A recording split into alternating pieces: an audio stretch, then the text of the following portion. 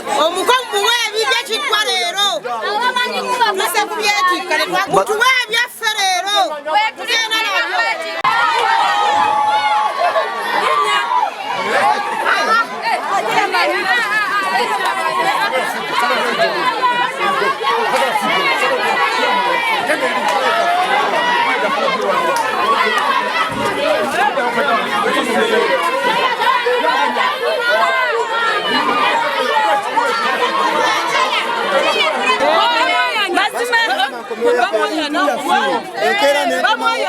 Nebangamba ku mahoro omukaaga olw'omukaaga lwali tenunatuuka ne bagenda ku TV ne bangamba ndi musezi omwana wange namusala ekitambo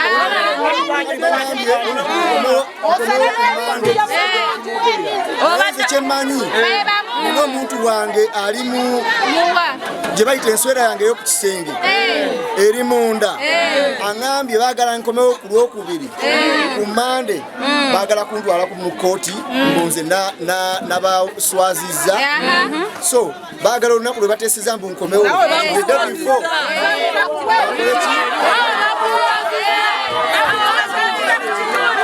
kkiriza bateeseganye ku lunaku lw'e Mande ssaawa 5 mu kifo kye tunaaba tubawadde twewaze okuba b'okutuwa oba oli okutuwa ffe ng'abakulembeze katuyingirewo tulabe nga tusobola okubasinkanya enjuyi ezombiriri tuwone ebizibu ebiyinza okuba nti biyinza okulumba ekyalo. Yes.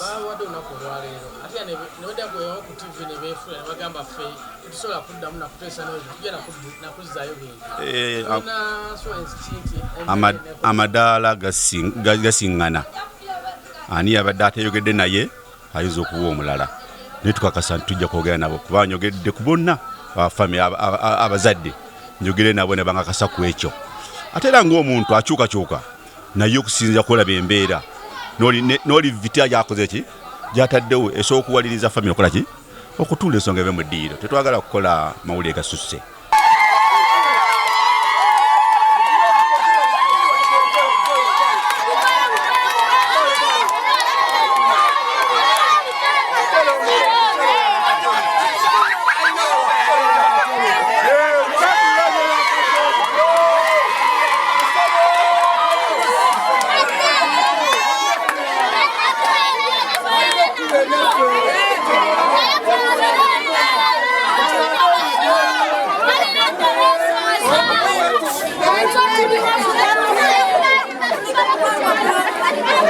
Kazimba wakati bampa ebintu nengenda nabyo oba siva wano paka nga bampadde ebintu ekimu ku bibiri bampa ebintu nengenda nabyo oba si ekyo siva wano nga situte ebintu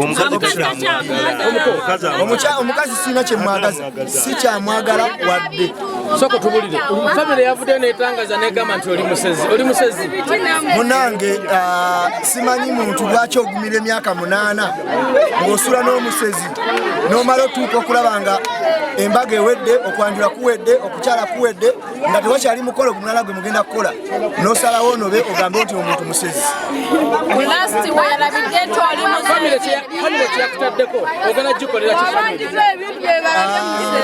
omusajja omwami oyo gwe bayita mulangira kubanga nze saamulabako era waliwo eyambuziza nti abafamire bonna obamanyi ate nga kituufu sibamanyi bonna naye bwe nzize wano nembuuza abatuuze nembaga abannayo omwami oyo gwe mwalabyeko mumumanyi ateera okujja wano bagambye tebamulabanga nako kati omucuba gwe baleese n'agamba mbu nze ndi musezi omwana wange yafa kitambo mbuze namusala ekitambo nze omwana wange yafa kansa so kye nasazeewo omwami oyo ng'omuntu ngenda mutwala mu kooti era enkya ngenda ku Jinja Road kubanga omusango gye yaguzizza muguleko omusango gwe bayita defamation okutumya okusalako omuntu ebigambo ng'ate kyatali so kyengenda Morris Cakes and Events Limited bakola cakes eza birthday okwanjula baby shower bridal shower mu buli design yonna gy'oyagala traditional cakes n'ebika ebirala kosa n'okutegeka emikolo ne girabika bulungi basangibwa wa Kaliga okumpi n'akatale k'aba veteran ku namba z'essimu z'olaba wansi awo ku call ne WhatsApp kola order keke kutuukako yonna gy'owangalira. Amanya nze Nsuuga Mustafa nkola ne Alihira Holdings Uganda Limited. Tuli bakozi ba biodigester wamu n'okuzimba okwenjawulo. So olwaleero tuli waneeno nga tuli nkola biodigester. Ekyenjawulo ekiriwo nti yo eri mu basement wakati okusinziira nga bulijjo abantu mu kiraba ti eno parking lot. So eri wansi eri parking lot eri mu basement. Leero tukoze size y'abantu 5 ng'era erina capacity okusavinga ekizimbe kino kyonna nga wekinaabeera. Waneeno ng'era emigaso gya bulijjo gya biodigester tebagenda kunuunamu.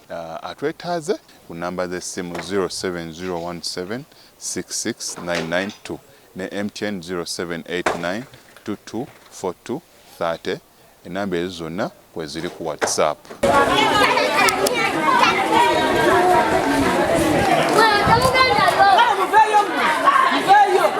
Chairman, amita Chairman Senfuma oyali mu writing.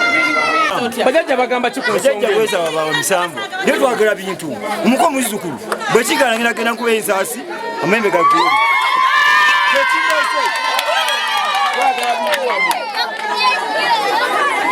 Ogenda kuba ensasi. Ngenda kuyinya ensasi. Bise nambaga ajja menye. Nirubo wankwatire ku wiki.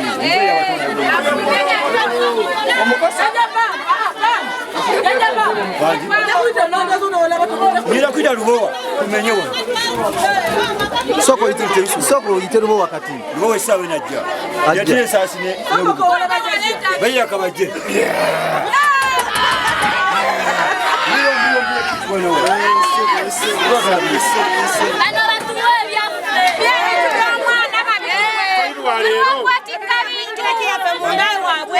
Mujakulanga omwami ono azzeewo n'engula eyeera ng'alina obuwangu.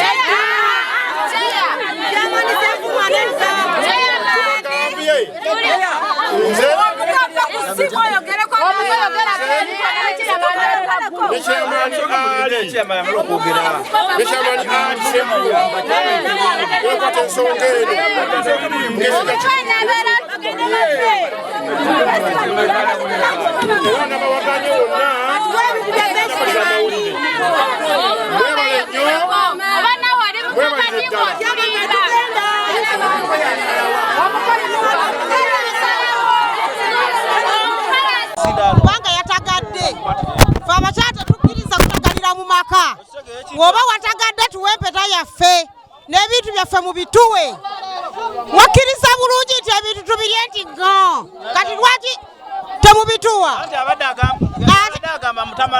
lwaki tamalaako? Omalayo ate emyaka 8 ogamba nti tomalaako. Ajjagereko eri eggwanga atukakase ffe bakyala banne. Wali oliwa bwe omusajja musezi naawe oba musezi. Era n'agamba yagambye yabale tamalaako kati mbutamalaako bagambye emyaka 8. Omuntu myaka 8 aba akyafumba bikingo omusajja tamalaako. Nazala yagamba mutamalaako. Tumukiriza n'afumba myaka 8 mpaka 8.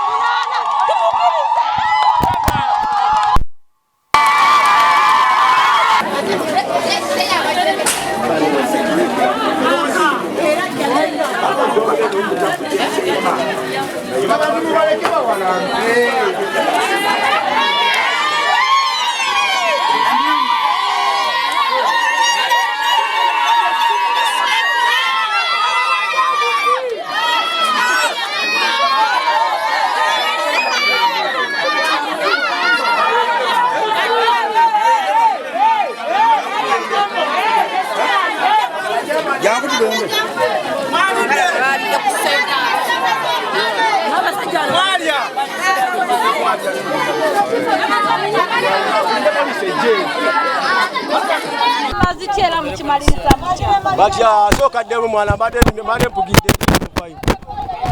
Tekya kumacha.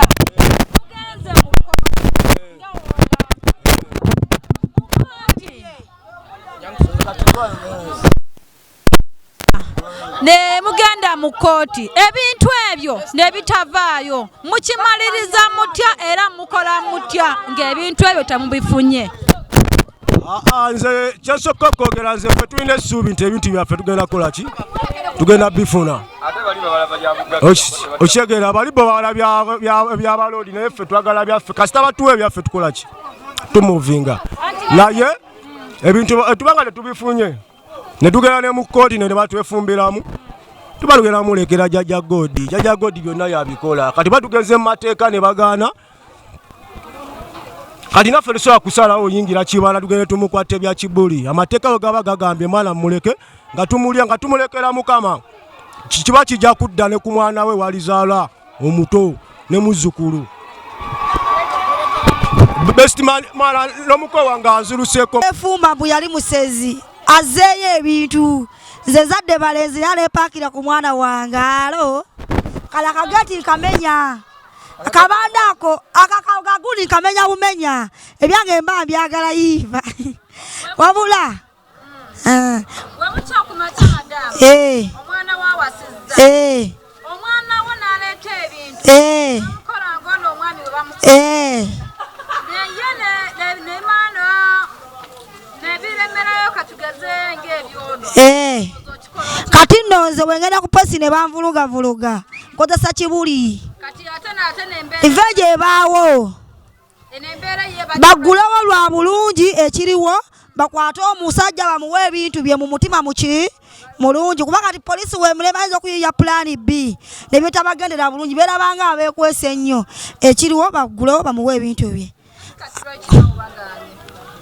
kati katubiteke mu mateeka singa amateeka gaba galemereddwa baba jalaba ekiddawo kubanga aba yeesitudde ajja anoonye ebintu kitegeeza ali mbwetaavu.